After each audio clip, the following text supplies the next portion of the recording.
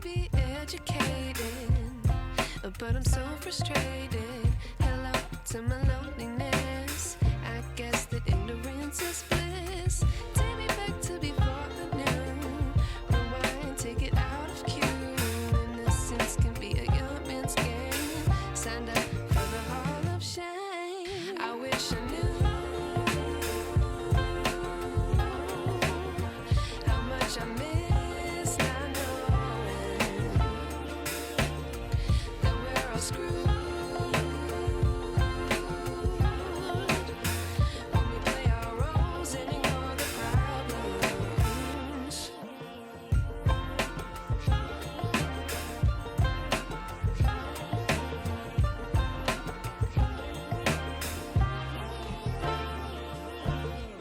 I like to be away in my patience. Stay up, I feel so outdated. How can we look the other way? Sun is out, but the sky is gray. What would happen if I took a chance? It's always hard at first glance. I don't wanna, but I know I gotta do it. The truth is hard to swallow, I think I'll chew it.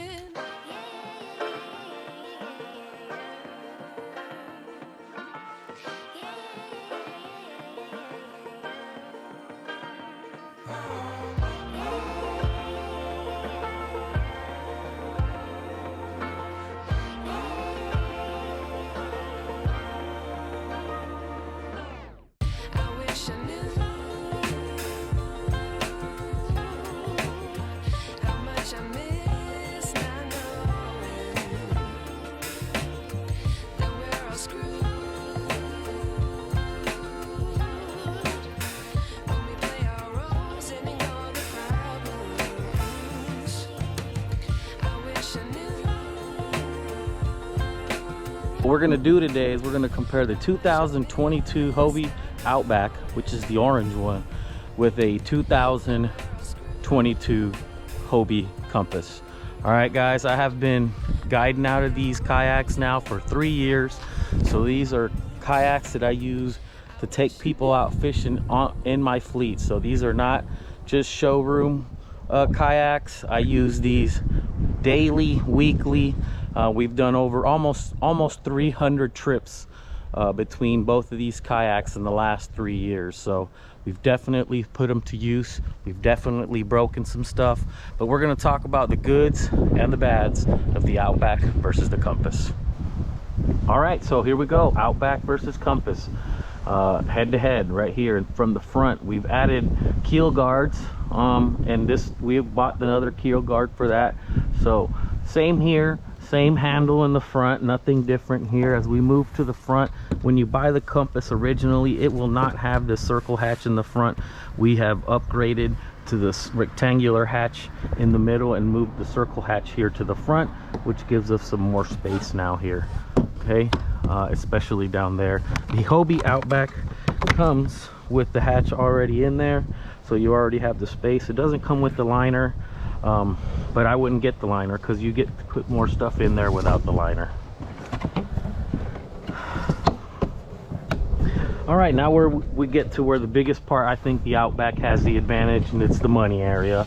This is where I call it. This is really the only part of the kayak that really matters, because this is where you're spending most of the time and you're doing everything. So you have flush mounted rod holders on this guy, so you don't have to worry about rod holders on this one. You have this amazing H rail system with regular rail system with this just accessory area where you can put pliers. You can attach pliers to this so where you don't lose them. You can attach everything. You have 4 of those here. You have this to separate little areas if you want. You have this compartment, these mesh compartments already built in. All this comes in here. None of this was added. The only thing that I had added here is this rod holder here. But everything else comes with it. And this rod, this is just so I can switch back and forth, but that's it. And then in the middle here, rectangular. If you upgrade the Compass to that, then you're at the same. There's a little bit, but you can fit one of these in that as well, so they both work. The money area, again, on this one, this mesh, this you have to add. Most of the Compasses do not come with this whatsoever, so you have to add this. If you want one on that side, we put this Berkeley Pro on there so we can put more stuff on there. This H rail was already in here, so that's something you do have on there. But that's it. There's no rod holders except for in the back, which the Outback has as well if you need them, but the Compass only comes with a 2 flush mount in the back. So then we come to the seat, and even though you can do a little more with the Outback seat, I prefer the Compass seat. I think it's more comfortable. You can sit more upright. The Outback seat, eventually this elastic part starts kind of wearing, so you start leaning back and more back. So I just don't like it for the posture. It's not a very comfortable seat. As you can see, I have the double kayak cushions on there, which is a must add on for any kayak in my opinion. And then another thing we added to this Compass is these little seat lifts, you know, and I believe we got those on Berkeley Pro. I'm not sure. I'll try to put that in the description where we could buy those. But definitely, if you like sitting up tall and sitting up higher, I like them. It does mess with your balance very little, but nothing to worry about. They do have it for the Outback as well. I don't want to do it to the Outback. I don't think I need it on the Outback. At that point, I'll just take the Pro Angler out if I need to go up need to be sitting up that high. All right. So again, as you can see in the back here, I add this bungee on all the Compasses, especially because this seat tends to fall down when you're standing up. And if you don't know that it's fell down, it could be catastrophic. You could fall very easily from the kayak because you go to sit down and this seat's down like this, or you can just damage it or something really bad's going to happen. So that bungee prevents that from happening. The Outback, that really doesn't do that. It's hard for it to do that. I told you this elastic's already hurting, so it doesn't really work very well anyway. This is where your paddle sits. It's got this little knob here. This is how you remove it, which isn't the best thing either. I've seen a lot of people replace this with one of those quick snap-offs right here for the paddle, but it doesn't bother me too much. Same thing for the Outback. The good thing is the Outback has that option on both sides. So it has this here, and where I actually have it right now is on the right hand side, and that's where the paddle sits on mine. All right, now we're heading to the back, and the back is really no big deal unless you do have some camera mounts. If you're a YouTuber and you want to put some camera mounts and stuff like that in the back, or if you want to do some deep sea fishing and you want to put some mounts back here, you can put those rod holders in these mounts. But that's I have yet to use the back mounts. I think I used them once to try to put a GoPro back here, and I might do that again, but that's the only reason.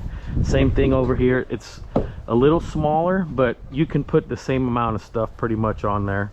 I've been able to squeeze the same amount of stuff on this one than that one. Even though this one has a little more space, you could probably squeeze some extra stuff in here if you had to, but I've never had to do any of that stuff. You can add a hatch back here. The only reason that I would see for you to add that hatch is just so you could do maintenance and fix things easier, so that you could get to your rudder. If you do want to mount a power pole, an electric power pole, and just so you have access to back there easier, that's the only reason that you would need that. But I would say it would add more places for water to eventually start leaking, because that's where the leaking usually starts, is at the hatches. So another advantage that the Outback has that the Compass doesn't have is steering on both sides. As you can see here, we got a left and then a right rudder control. On the Compasses, you only have the left. I've gotten used to that. Now, if you're a lefty, whenever I do have lefty clients, I tend to try to put them on Outbacks just so they can have both options. But I've never had an issue with just one side.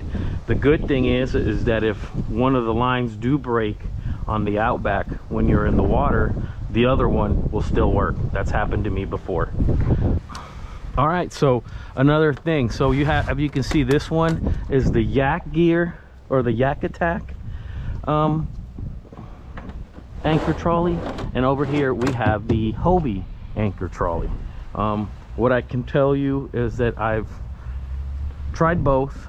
They're both very good, but any of the from now on, any kayaks that we get, we're gonna use the Hobie anchor trolley system. I believe it's just a little better. For me, it works a little better. This one, I don't know how long it's gonna last me. I hope it lasts me longer than I think, but I'm already seeing some wear on it. All right, guys, after all that said, Outback or Compass? All right, what will I say after using both of these now for this one over here for about a year and a half, and then the Compass over here now for 3 years? I fish out of the Outback the most now. Okay, we also do have access to some pro anglers, but I still don't like using the pro angler because it's too heavy. In the Outback, it's just the right weight, and it has the most capability, in my opinion. Okay, now I fish 4 to 5 times a week, so I need and want all that extra space. The first year and a half, we only had the compasses, and they worked just great.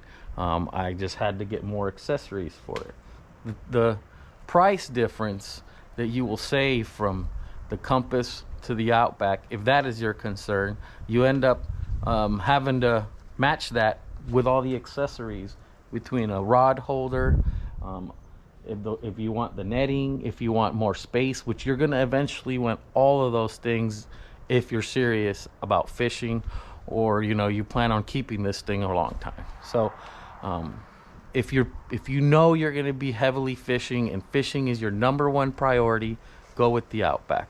If you want something that you use for fishing, and then sometimes you just want to go out and kayak, the Compass is the way to go. It's lighter, it's more durable. I've had less things break on this Compass than on the Outback. The Outback has had a few issues.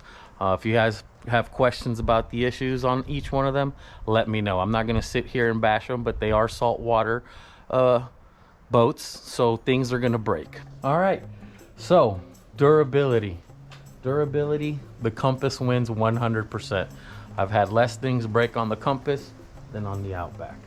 Comfort, I believe that the comfort of the Compass seat is better than the Outback. There is a little more space in the Compass, or in the Outback, sorry, than the Compass. So the full comfort can't go strictly to the Compass, but as far as the seat goes, I believe the Compass seat is better than the Outback seat. That's why I have them both fitted with kayak cushions, which make them a little better, but they win. All right, fishing. So fishing, I think the Outback has the edge, especially because of the money area in the front that we talked about, that has all the things that you need right there. The Compass, you just have to add more stuff, and even though you can fish with this, and I've caught many fish, and plenty of my clients have caught tons of fish on these, and these are our primary ones.